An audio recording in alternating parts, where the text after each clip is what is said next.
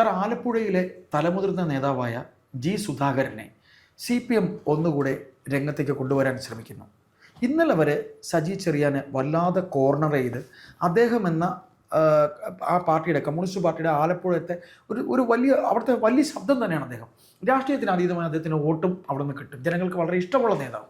Sir, അദ്ദേഹത്തിന് വീണ്ടും കൊണ്ടുവരാനായി ശ്രമിക്കുമ്പോൾ ഈ കഴിഞ്ഞ ദിവസം നമ്മുടെ സജി ചെറിയാൻ എന്ന അദ്ദേഹത്തിൻ്റെ കീഴിൽ അദ്ദേഹത്തിൻ്റെ താഴെ പാർട്ടി ഘടകത്തിലുണ്ടായിരുന്ന സജി ചെറിയാൻ എന്ന ഇന്നത്തെ മന്ത്രി ചില പാഴ്വാക്കുകൾ പറഞ്ഞു. അദ്ദേഹത്തിന് ഒരു ബോധവും ഒരു മന്ത്രി എന്ന സ്ഥാനത്തിരുന്നു കൊണ്ട് പറയാൻ പാടില്ലാത്തതും പറയേണ്ടതുമല്ലാതെ അദ്ദേഹം കുറേ ബോധമില്ലാതെ കുറേ ജൽപ്പനങ്ങൾ നടത്തിയിട്ടുണ്ട്. അത് ഓരോന്നോരോന്നായി പറയാൻ നമുക്കത് പറയാൻ തന്നെ നമുക്ക് തോന്നുന്നില്ല. ഏതായാലും കുന്തവും കുടച്ചക്രവും ഒക്കെ നമുക്ക് പെട്ടെന്ന് ഓർമ്മ വരുന്നതാണ്. ഏതായാലും അദ്ദേഹത്തിനെ ഇപ്പോൾ വിമർശിച്ചുകൊണ്ട് ഇദ്ദേഹം ബഹുമാനപ്പെട്ട ജി സുധാകരൻ ഒരു കമൻറ്റ് പറഞ്ഞിട്ടുണ്ട്. കുറച്ച് പേര് മൂക്കാതെ പഴുത്തവർ ഈ പാർട്ടിക്കകത്തേക്ക് വന്നിട്ടുണ്ട്. ആ മൂക്കാതെ പഴുത്തത് ഇനി സജിയെയാണോ അദ്ദേഹം ഉദ്ദേശിച്ചത് എന്നുള്ളത് തീർത്തും വ്യക്തമാണ്. സാർ, ഒന്നുകൂടെ അദ്ദേഹം പറഞ്ഞു വെച്ചു, നമ്മളെല്ലാം എന്താണ്, ഇപ്പം നമ്മളെല്ലാവരും എന്താണ്, ഇപ്പോൾ ഒരുപാട് കാശും പണവും ജീവിത സൗകര്യവും അങ്ങനെയൊക്കെ വരുന്ന ഒരുപാട് ജനങ്ങളുണ്ട്. പക്ഷേ സ്വയം അവർ ഒരു നിലക്കണ്ണാടിയുടെ മുമ്പിൽ നിന്ന് അല്ലെങ്കിൽ സ്വയം മനസ്സിനോട് ഞാൻ എന്താണ് എന്ന് സ്വയം ചോദിക്കണം എന്ന് പറയുമ്പോൾ അതൊരു പോയിൻ്റാണ്. അപ്പോൾ കമ്മ്യൂണിസ്റ്റ് പാർട്ടി ഓഫ് ഇന്ത്യ മാർക്സിസ്റ്റിലെ ഈ പാർട്ടിയുടെ തലപ്പത്ത് നിൽക്കുന്ന ബഹുമാനപ്പെട്ട മുഖ്യമന്ത്രി പിണറായി വിജയൻ മുതൽ ഈ പാർട്ടി എന്താണ് അല്ലെങ്കിൽ തങ്ങൾ എന്താണ് എന്ന് ചിന്തിക്കണം എന്ന് അദ്ദേഹം പറയാതെ പറയുകയല്ലേ. അങ്ങനെ ചിന്തിക്കാതെ വന്നതുകൊണ്ടല്ലേ ഈ പാർട്ടിക്ക് ഇന്ന് ഈ കാണുന്ന ഏറ്റവും വലിയ അപജയം. ദേവദാസ് എന്ന് പറയുമ്പോൾ എൻ്റെ ഓർമ്മയിൽ വരുന്നത് ഒരു പ്രശസ്തനായ ചരിത്രകാരൻ്റെ വാക്കുകളാണ്. ഞാനത് കൃത്യമായിട്ട് ഓർക്കുന്നില്ല.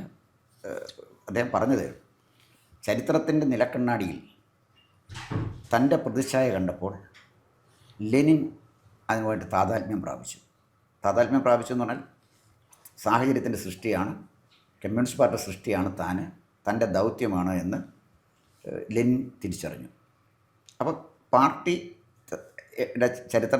റഷ്യയുടെ ചരിത്രത്തിൻ്റെ ഭാഗമാണ് പാർട്ടി, ആ മാറ്റത്തിൻ്റെ ഭാഗമാണ് സാമൂഹ്യ മാറ്റം, അതിൻ്റെ ഭാഗമാണ് താൻ എന്ന് ലെനിൻ തിരിച്ചറിഞ്ഞു.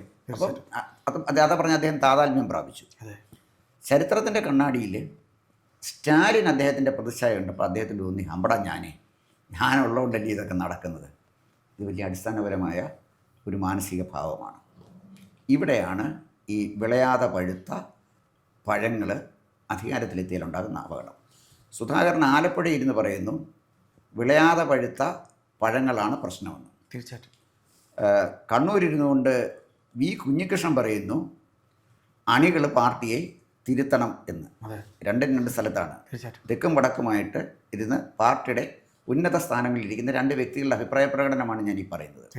ഇവിടെ യപദാസനെ നമ്മളൊന്ന് പരിശോധിക്കേണ്ടത് ആലപ്പുഴ അടുത്ത സമയത്തായിട്ട് വന്നുകൊണ്ടിരിക്കുന്ന അപജയം.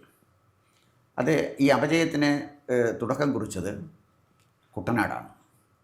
കുട്ടനാട് എന്ന് പറയുന്നത് ആലപ്പുഴയുടെ നന്ദിഗ്രാമമായിട്ട് മാറുകയാണ്.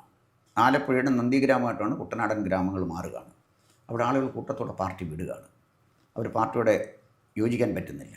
അതാണ് അവിടെ നടക്കുന്നത്. പാർട്ടി നയങ്ങളോടും പാർട്ടിയുടെ പ്രവർത്തനത്തോടും. പ്രാദേശിക നേതാക്കന്മാരൊക്കെ വലിയ സമ്പന്നന്മാരാണ്, അവരുമായിട്ട് യോജിക്കാൻ പറ്റുന്നില്ല. തീർച്ചയായിട്ടും അവർ പാർട്ടി വിടുകയാണ്. അതാണ് നടക്കുന്ന ഒരു കാര്യം. തീർച്ചയായിട്ടും ഇതിൻ്റെ പാർട്ടിയുടെ തകർച്ച പൊതുസമൂഹം, ഞാനും അയ്യപ്പദാസും അടക്കമുള്ള പൊതുസമൂഹം അറിഞ്ഞത് 2024 തെരഞ്ഞെടുപ്പിൽ ശോഭാ സുരേന്ദ്രൻ എന്ന് പറയുന്ന പാലക്കാട്ടുകാരി അവിടെ മത്സരിച്ചപ്പോഴാണ്. തീർച്ചയായിട്ടും ശോഭാ സുരേന്ദ്രൻ അവിടെ മത്സരിച്ചപ്പോഴേ പാലക്കാട് നിന്ന് അവിടെ ആലപ്പുഴ മത്സരിക്കുമ്പോൾ ആലപ്പുഴ BJPയുടെ വോട്ടെന്ന് പറയുന്ന 3 ലക്ഷമായിട്ട് മാറി. കെട്ടിവെച്ച കാശ് കിട്ടാതിരുന്നൊരു പാർട്ടിയാണ് ഒരു കാലഘട്ടത്തിൽ BJP. ആ BJPയാണ് പിടിച്ചത്. അതുപോലെ തന്നെ അരിപ്പാട് 3-ാം സ്ഥാനത്തല്ലായിരുന്നു ആരിഫ്. കായംകുളം ആരിഫ് 3-ാം സ്ഥാനത്തല്ലായിരുന്നു. മറ്റെല്ലാ മണ്ഡലങ്ങളിലും വളരെ ചെറിയ വ്യത്യാസമേ ആരിഫും ശോഭാ സുരേന്ദ്രനുമായിട്ടുണ്ടായിരുന്നു. അപ്പോൾ ശരിക്കും പറഞ്ഞാൽ ശോഭാ സുരേന്ദ്രൻ്റെ ഒരു തേരോട്ടമാണ് അവിടെ കണ്ടത്. എന്ന് പറഞ്ഞാൽ മാർക്സിസ്റ്റ് പാർട്ടിയുടെ മൂല്യങ്ങൾ തകർന്നു വീണ മണ്ണിലൂടെ നടത്തിയ ഒരു തേരോട്ടമാണ് ശോഭാ സുരേന്ദ്രൻ ആലപ്പുഴ നടത്തിയത്. അതിൻ്റെ കാര്യം എന്ന് വെച്ചാൽ പാർട്ടിയെ നയിക്കുന്നത് വിളയാതെ പഴുത്ത പഴങ്ങളാണ്. അത് സുധാകരൻ്റെ ഒബ്സർവേഷനോട് 100% ഞാൻ യോജിപ്പാണ്. കാരണം കമ്മ്യൂണിസ്റ്റ് പാർട്ടി പ്രവർത്തനത്തെ ക്ലോസ് ആയിട്ട് നിരീക്ഷിക്കുന്ന ഒരാൾക്ക് മനസ്സിലാവും. തീർച്ചയായിട്ടും. പി കൃഷ്ണപിള്ളയുടെ സ്മാരകം എവിടെ നിൽക്കുന്നത്? ആലപ്പുഴയല്ലേ. VS അച്യുതാനന്ദൻ്റെ നാട് ആലപ്പുഴയല്ലേ. ഗൗരിയമ്മയുടെ നാട് ആലപ്പുഴയല്ലേ? അതെ. ഇതിനേക്കാളൊക്കെ ഭയങ്കര കാര്യമല്ലേ പിന്നെ പുന്നപ്ര വയലാറിൻ്റെ നാട് ആലപ്പുഴയല്ലേ? അതെ. വലിയ ചുടുകാട് നിലനിൽക്കുന്നതും ആലപ്പുഴയല്ലേ? അതെ. അപ്പോൾ വലിയ ചുടുകാടെന്ന് പറഞ്ഞാൽ എല്ലാത്തിനെയും ദഹിപ്പിച്ച് മണ്ണോടെ ചേർക്കുന്നതിൻ്റെ ചുടുകാട്. അതെ. ചുടുകാടിൽ അവസാനിക്കുകയാണല്ലോ, ചൊട്ട മുതൽ ചുടല വരെയാണല്ലോ. അതെ. ആ വലിയ ചുടുകാടിൽ ഈ പ്രസ്ഥാനം എരിഞ്ഞടങ്ങുമോ? അതാണ് ഇനി നമ്മൾ കാത്തിരിക്കുന്നത്. അങ്ങനെ സംഭവിക്കുമോ? അത് ചരിത്രത്തിൻ്റെ നിയോഗമാണ്. പിന്നെ ബംഗാളിൽ സംഭവിച്ചില്ലേ? കൊച്ചുകാരിയാണോ? ഒന്നാലോചിച്ച് നോക്കൂ. ബംഗാൾ സംഭവിച്ചില്ലേ? അത് ആരുടെ നാടാണ് ബംഗാൾ? ജ്യോതി ബസുവിൻ്റെ നാട്, ബുദ്ധദേവ് ഭട്ടാചാര്യയുടെ നാട്, രവീന്ദ്രനാഥ ടാഗോറിൻ്റെ നാട്, സുഭാഷ് ചന്ദ്രബോസിൻ്റെ നാട്. അവിടെ അല്ലേ കമ്മ്യൂണിസ്റ്റ് പാർട്ടി തകർന്ന് അടിഞ്ഞു പോയത്? 33 വർഷം ഭരിച്ചൊരു പാർട്ടി, ഒരു MLA ഇല്ല. സാർ, അത് പറയുമ്പോൾ ബംഗാളിൽ നിന്ന് നിരവധി പേർ തൊഴിൽ തേടി ഇവിടെ വന്നിട്ടുണ്ട്. ബംഗാളിലെ പാവം പിടിച്ച യുവാക്കളാണ് ഇന്ന് നമ്മുടെ മേശ തുളയ്ക്കുന്നത്, നമ്മൾ കഴിക്കുന്ന ഹോട്ടലുകളിലെ മേശ തുടയ്ക്കുന്നത്. അത് കൂടെ നമ്മൾ ഇത് മറ്റൊന്ന് കൂട്ടി യോജിക്കുമ്പോൾ ബംഗാൾ എന്ന് പറയുന്നത് എന്തായിരുന്നു ഒരു ഘട്ടത്തിൽ, അല്ലേ സാർ? കൽക്കട്ട പോലുള്ള വലിയ നഗരം. സംശയിക്കേണ്ട കാര്യമില്ല. എന്താണെന്നറിയാം, കാലഘട്ടത്തിൽ വരെ ഞാൻ കോന്നിക്കാരനാണ്. ഞങ്ങളുടെ ഗ്രാമത്തിലെ ഈ ബാർബർ ഷോപ്പുകളൊക്കെ നടത്തിക്കൊണ്ടിരുന്നത് പിന്നെ തമിഴന്മാരാണ്.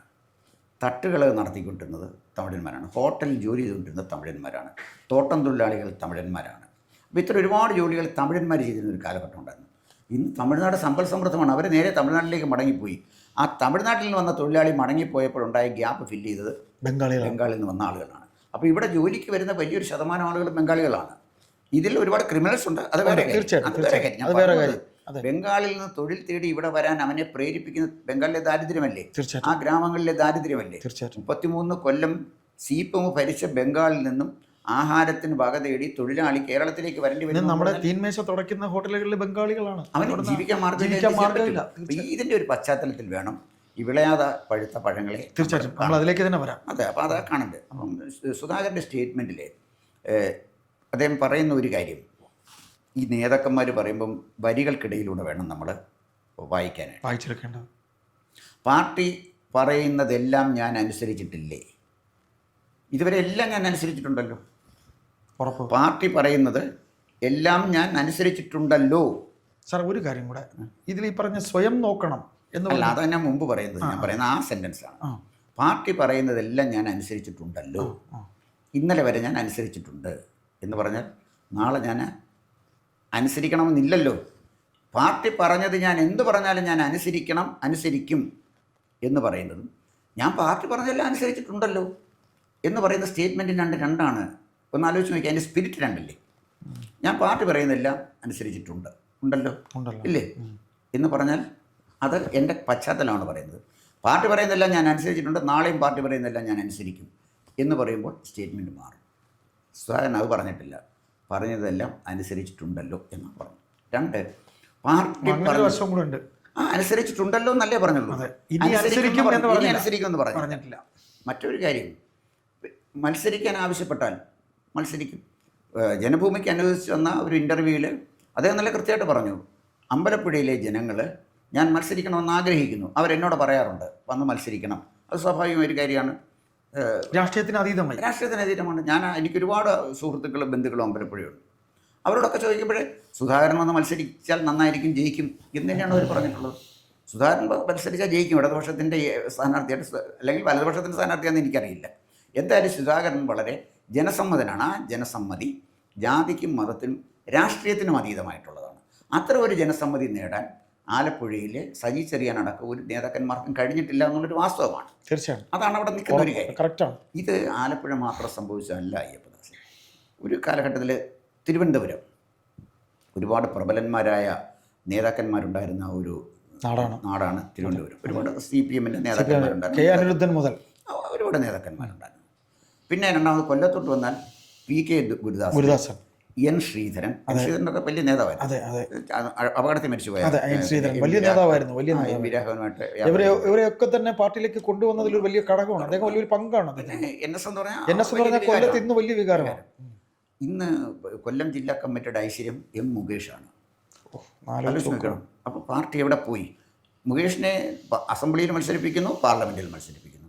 വർഷങ്ങളായിട്ട് ഈ പ്രസ്ഥാനത്തിന് വേണ്ടി അടിയും വെടിയും കൊണ്ട മനുഷ്യർ, ഇതിനുവേണ്ടി ജീവിച്ചവർ, അവരൊരു നേതൃനിരയിൽ ഒരു നിരയായിട്ട് നിൽക്കുകയാണ്. അവരെയൊക്കെ ഒഴിച്ചു മാറ്റി നിർത്തിക്കൊണ്ട് എത്ര ക്രൂരമായിട്ടാണ് ഇതുമായി ഒരു ബന്ധവുമില്ലാത്ത ഒരാൾ, സ്വഭാവശുദ്ധിയില്ലാത്ത ഒരാൾ അത്തരം ഒരാളിനെ കൊണ്ടുപോയി അരിവാൾ ചുറ്റിക നക്ഷത്രത്തിൽ മത്സരിപ്പിക്കാൻ ഒരു ഉളുപ്പും തോന്നുന്നില്ല എന്ന് പറഞ്ഞാൽ ഒരു കാര്യമാണ് ഞാൻ പറഞ്ഞോളൂ സാർ. ഈ അരിവാൾ ചുറ്റിക്ക നക്ഷത്രം പറഞ്ഞുകൊണ്ട് ഞാൻ പറയുക, ഈ ചിഹ്നത്തോടും അപ്പോൾ സാറ് പറഞ്ഞ പോലെ ആ പഴയ കാലഘട്ടത്തിൽ അതിന് യോഗ്യനായ ഒരു സ്ഥാനാർത്ഥിയെ ഈ പറയുന്ന രാഷ്ട്രീയ പാർട്ടി നിർത്തിയിട്ടുള്ളൂ. അപ്പോൾ അത്ര അതപ്പതിച്ചു അല്ലേ ഈ പറയുന്ന പോലെ മുകേഷിൽ എത്തി നിൽക്കുമ്പോൾ? അതാ ഞാൻ അതാ പറഞ്ഞത്. കൊല്ലത്തെ കഥ ഇതാണ്. കൊല്ലത്തിപ്പോഴും ഗുരുദാസനുണ്ട്, പക്ഷേ ഗുരുദാസൻ്റെ വാക്കുകൾക്ക് അവിടെ വിലയില്ല. അതാണ് കൊല്ലത്തെ ഒരു സ്ഥിതി ഞാൻ പറഞ്ഞത്. അതിന് ആരോഗ്യ പ്രശ്നങ്ങൾ ഇല്ലെന്നല്ല ഞാൻ പറഞ്ഞത്. നമ്മളിപ്പോൾ അതുപോലെ തന്നെ എറണാകുളത്തേക്ക് പോയാൽ എറണാകുളത്ത് ഒരു പ്രോമിനൻ്റ് ലീഡറെ നമ്മളെടുത്ത് കാണിക്കാൻ ഇല്ല പാർട്ടി നേതൃത്വത്തിൽ. രാജീവ് മന്ത്രിയാണ്. ഒരു പരിധി വരെ രാജീവിനെ ഞാൻ എഗ്രി ചെയ്യുന്നു. അദ്ദേഹം പിന്നെ വ്യവസായ മന്ത്രി എന്നുള്ള നിലയിൽ രാജീവിൻ്റെ നല്ല പെർഫോമൻസ് ആണെന്ന് എൻ്റെ അഭിപ്രായം. ഞാൻ ഇതിനെ എല്ലാം രാഷ്ട്രീയമായിട്ട് കാണുന്നില്ല. ഇപ്പോൾ രാജീവ് എന്ന് പറയുന്ന വ്യവസായ മന്ത്രിയെ ഞാൻ കാണുന്നത് എൻ്റെ സംസ്ഥാനത്തിൻ്റെ വ്യവസായ താല്പര്യങ്ങൾ സംരക്ഷിക്കാൻ രാജീവ് വ്യവസായം കൈകാര്യം UDFിൻ്റെ കാലത്ത് വ്യവസായം കൈകാര്യം ചെയ്തിട്ടുണ്ട്. കുഞ്ഞാലിക്കുട്ടി ഉണ്ടായിരുന്നു. ഞാൻ ചോദിക്കട്ടെ, കുഞ്ഞാലിക്കുട്ടിയും രാജീവും എത്ര വലിയ വ്യത്യാസമുള്ള ആളാണ്? രാജീവിൻ്റെ അടുത്തെങ്ങാനും വരും? ഒരിക്കലുമില്ല. കുഞ്ഞാലിക്കുട്ടി ഒരു മതത്തിന് വേണ്ടി, ആ മതത്തിന്റെ പാർട്ടിക്ക് വേണ്ടിയല്ലേ വർക്ക് ചെയ്തത്? തീർച്ചയായിട്ടും. രാജീവ് ജനങ്ങൾക്ക് വേണ്ടിയല്ലോ, അല്ലാതെ രാജീവ് ഏതെങ്കിലും ഒരു മതത്തിന് വേണ്ടിയല്ലല്ലോ വർക്ക് ചെയ്തത്. രാജീവിന്റെ പിന്നെ വ്യവസായ മന്ത്രി എന്നുള്ള നിലയിൽ നമ്മൾ താരതമ്യപ്പെടുത്തുമ്പോൾ രാജീവിന്റെ സംഭാവന വളരെ വലുതാണ്. സാർ, നമുക്ക് വിഷയത്തിൽ നമ്മൾ ഇതിലേക്ക് തന്നെ പോകാം. നമുക്ക് വീണ്ടും സജി ചെറിയാനെ കുറിച്ച് ജി സുധാകരൻ പറഞ്ഞതിലേക്ക് തന്നെ നമുക്ക് പോകാം. അത് മാത്രമല്ല, ജി സുധാകരൻ ഒരു കാര്യം കൂടെ പറഞ്ഞു സാർ, സ്വയം ഉള്ളിലേക്ക് നോക്കണം. അതായത് ഒരു സജി ചെറിയാനെ അല്ല അദ്ദേഹം ഉദ്ദേശിച്ചുള്ളൂ. സാറ് പറഞ്ഞ പോലെ വരികൾക്കിടയിൽ വാക്കുകൾക്കിടയിൽ നമ്മൾ പരിശോധിക്കുമ്പോൾ കമ്മ്യൂണിസ്റ്റ് പാർട്ടി ഓഫ് ഇന്ത്യ മാർക്സിസ്റ്റിലെ ഓരോ നേതാക്കളും, ഇപ്പോൾ MA ബേബി മുതൽ പിണറായി വിജയൻ മുതൽ ഏതൊക്കെ നേതാക്കൾ ഉണ്ടോ അവരെല്ലാം, പ്രകാശ് കാരാട്ട് വരെ സ്വയം ഉള്ളിലേക്ക് നോക്കണം എന്നല്ലേ എൻ്റെ അർത്ഥം. സംശയിക്കേണ്ടത് എന്താണ്? സാറ് പറഞ്ഞ് നിലക്കണ്ണാടിയിൽ പോയി എന്ന് ലെനിൻ നോക്കി എന്ന് പറഞ്ഞു. ലെനിനിസത്തിലൂടെയാണ് ഈ പാർട്ടി പോകുന്നതെന്ന് പറഞ്ഞു. ഇന്ന് രാവിലെ ലെനിനിസമാണ് ഞങ്ങൾ നോക്കുന്നതെന്ന് അഹങ്കാരത്തോടെയാണ് MV ജയരാജനും ഈ പറയുന്ന രാകേഷും പറഞ്ഞത്. പക്ഷേ ഇവിടെ കാണുന്നത് സാറ് പറഞ്ഞ സ്റ്റാലിനിസം അല്ലേ സാർ നടക്കുന്നത്? സ്റ്റാലിനല്ലേ ഈ പാർട്ടിയെ കുഴിച്ചു മൂടിയത് റഷ്യയിൽ? അതെ. അപ്പോൾ സാർ അതുകൂടെ പറഞ്ഞുകൊണ്ട് നമുക്ക് സ്വയം നിങ്ങൾ നിലക്കണ്ണാടിയിൽ നോക്കണം എന്ന് പറയുമ്പോൾ സുധാകരൻ പറയാതെ പറഞ്ഞത് പിണറായി വിജയനെ തന്നെ അല്ലേ? അല്ലാതെ എൻ്റെ കാര്യം ഞാൻ പറയാം. എൻ്റെ ഒരു വശമുള്ളത്, സ്വയം നിങ്ങൾ നിലക്കണ്ണാടിയിൽ നോക്കി തീരുമാനിക്കണം എന്ന് പറഞ്ഞത് അത് സുധാകരൻ്റെ ഒരു പ്രത്യേക ഒരു സൂക്തകമൊന്നുമല്ല. അല്ല ഞാൻ പറഞ്ഞു വന്ന അതല്ല. കമ്മ്യൂണിസ്റ്റ് പാർട്ടി സമ്മേളനങ്ങളിൽ അയ്യപ്പദാസും പാർട്ടി മീറ്റിംഗിൽ പങ്കെടുത്തിട്ടുള്ള ആളാണ്, ഞാനും പങ്കെടുത്തിട്ടുള്ള ആളാണ്. പാർട്ടി പിന്നെ ബ്രാഞ്ചായാലും, പക്ഷെ അവിടെയൊക്കെ ഉള്ള ഒരു പ്രത്യേകത വെച്ചാൽ നമ്മൾ രണ്ട് കാര്യങ്ങളാണ് ചർച്ചകൾ ചെയ്യുന്നത്. ഒന്ന് വിമർശനം, മറ്റൊന്ന് സ്വയം വിമർശനം. ഒന്ന് ഒരാളിനെ നമ്മൾ വിമർശിക്കുമ്പോൾ നമ്മൾ സ്വയം വിമർശനം നടത്തണം. ഇതിനായിട്ട് എനിക്ക് എന്ത് ചെയ്യാൻ കഴിഞ്ഞു, എന്ത് യോഗ്യത, എനിക്കിതൊന്നും എൻ്റെ കാര്യമായിട്ട് എനിക്ക് ചെയ്യാൻ പറ്റിയില്ല. സഹാക്കൾ അത് മനസ്സിലാക്കണം. എനിക്ക് ഇന്ന കാര്യം കൊണ്ടാണ്, പക്ഷെ എനിക്ക് ചെയ്യാൻ പറ്റിയില്ല. അതാണ് സ്വയം വിമർശനം. ഇവിടെ നിലക്കണ്ണാടിയിൽ നോക്കണം, പ്രതിച്ഛായയിലേക്ക് നോക്കണം, കണ്ണാടി നോക്കണം എന്ന് സുധാകരൻ പറയുന്നത് കമ്മ്യൂണിസ്റ്റ് പാർട്ടി പറയുന്ന കാര്യമാണ്. സുധാകരൻ്റെ അഭിപ്രായം അല്ല അത്. കമ്മ്യൂണിസ്റ്റ് പാർട്ടിയുടെ കമ്മ്യൂണിസ്റ്റ് പാർട്ടിയുടെ അടിസ്ഥാനമായ ദർശനമാണ് സുധാകരൻ പറഞ്ഞത്. വിമർശനവും സ്വയം വിമർശനവും കമ്മ്യൂണിസ്റ്റ് പാർട്ടിക്ക് നഷ്ടപ്പെട്ടു. അന്ന് കമ്മ്യൂണിസ്റ്റ് പാർട്ടിയിൽ ജീർണത ബാധിച്ചു തുടങ്ങി. ആ ജീർണത തുറന്നുകൊണ്ടേയിരിക്കും. അതാണ് ഇപ്പോൾ സംഭവിച്ചിരിക്കുന്നത്. അതാണ് ഞാൻ മുമ്പ് ഒരു ഇൻഡിവിജ്വലിനെ ഉദ്ദേശിച്ചല്ല അദ്ദേഹം പറഞ്ഞത്. പിണറായി വിജയനെ നല്ല ഉദ്ദേശിച്ച് പറഞ്ഞെന്നല്ല എല്ലാവരും. പിണറായി വിജയൻ മാത്രം തിരുത്തിയാൽ പ്രകാശ് കാരാട്ട് മുതൽ ഇനി അറ്റം വരെ വേണം. അവിടെ തൊട്ടാണ് തിരുത്തി തുടങ്ങേണ്ടത്. എവിടെ തൊട്ടാണോ സാറ് പറയുമ്പോൾ മേൽഘടകത്തുനിന്ന് ഇടുന്ന തീരുമാനമാണ് താഴെ വരുന്നത്, അല്ലാതെ താഴെ നിന്ന് മേലോട്ട് പറയുന്നതല്ല. അപ്പൊ താൻ ആരാണെന്ന് ആദ്യം ചോദിക്കേണ്ടത് MA ബേബിയാണ്. അവിടെ തൊട്ട് വേണ്ട തുടങ്ങാൻ. അതേ ഒരു പാത്രം കഴുകിയത് കൊണ്ട് അദ്ദേഹത്തിന്റെ മെസ്സേജ് ഒന്നും വർദ്ധിക്കാൻ പോകുന്നില്ല, അദ്ദേഹം നൽകുന്ന മെസ്സേജ് ഒന്നും വർദ്ധിക്കാൻ പോകുന്നില്ല. അല്ല, അദ്ദേഹം പല ഗിമിക്സും കാണിക്കും. തീർച്ചയായിട്ടും അതൊക്കെ ഒരു ഗിമിക്സ്. പാത്രം കഴുകുന്നത് പത്രത്തിൽ വരുന്നു, പാത്രം കഴുകുന്ന പാത്രവുമായിട്ട് നിൽക്കുന്നു. ഒരു അടുക്കളയിൽ പോയി പാത്രം കഴുകുന്നത് നമ്മൾ അറിയാൻ സാർ, അതിന് വേറെ ഉദ്ദേശശുദ്ധിയുണ്ട് എന്നൊക്കെ. അത് വേറെ നമ്മൾ പറയുന്നില്ല. ഒരാൾ പാത്രം കഴുകുന്ന പടം പത്രത്തിൽ വന്നെങ്കിൽ തീർച്ചയായിട്ടും പടം എടുക്കാനും മറ്റൊരു കണ്ണി കാണുന്നവർ വേണമെങ്കിൽ വേറെ പറയും. അത് പറഞ്ഞോട്ടെ. ഇതൊക്കെ അതായത് പറഞ്ഞ ഗിമിക്ക് എന്ന്, തേർഡ് റേറ്റ് ഗിമിക്സ്. അതൊന്നും തീർച്ചയായിട്ടും അതാണ് പോയിന്റ്.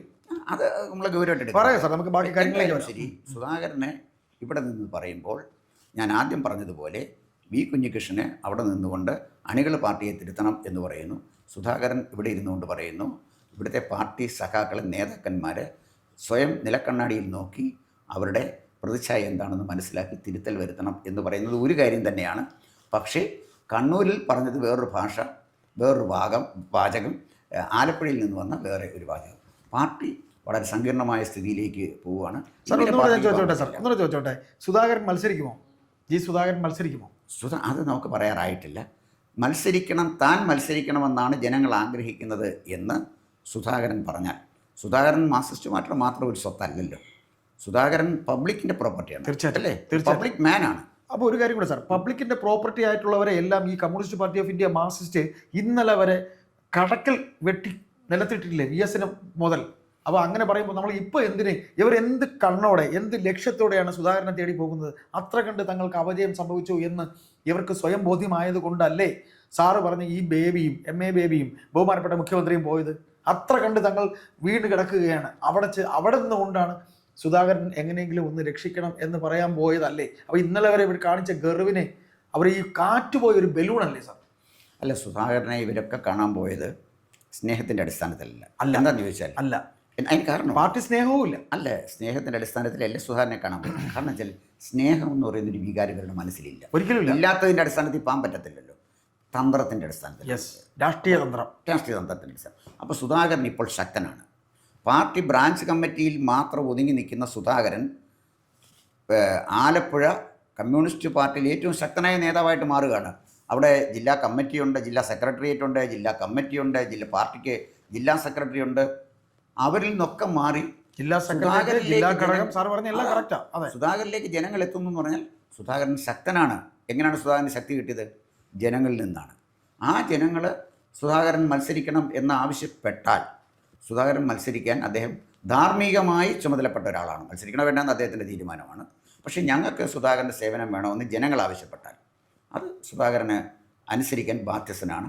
അത് മത്സരിക്കേണ്ട ഏത് പാർട്ടിയിലാണ്, ഏത് മുന്നണിയിൽ, അതൊക്കെ അദ്ദേഹത്തിൻ്റെ പ്രശ്നമാണ്. എങ്കിലും ആ അമ്പലപ്പുഴ ആളുകൾ അങ്ങനെ ആഗ്രഹിച്ചാൽ അത് ചെയ്യാൻ ധാർമ്മികമായിട്ട് അദ്ദേഹത്തിന് ചുമതലയുണ്ടെന്ന് മാത്രമേ ഞാൻ പറയുന്നുള്ളൂ. അതിൽ കൂടുതലൊന്നും ഞാൻ പറയുന്നില്ല. കൂടുതൽ വാർത്തകളും വിശേഷങ്ങളും നേരിട്ട് ലഭിക്കാൻ ജനങ്ങളിൽ നിന്ന് ജനങ്ങളിലേക്ക് ജനഭൂമി ന്യൂസ് സബ്സ്ക്രൈബ് ചെയ്യൂ. ബെൽ ബട്ടൺ അമർത്താനും മറക്കരുത്.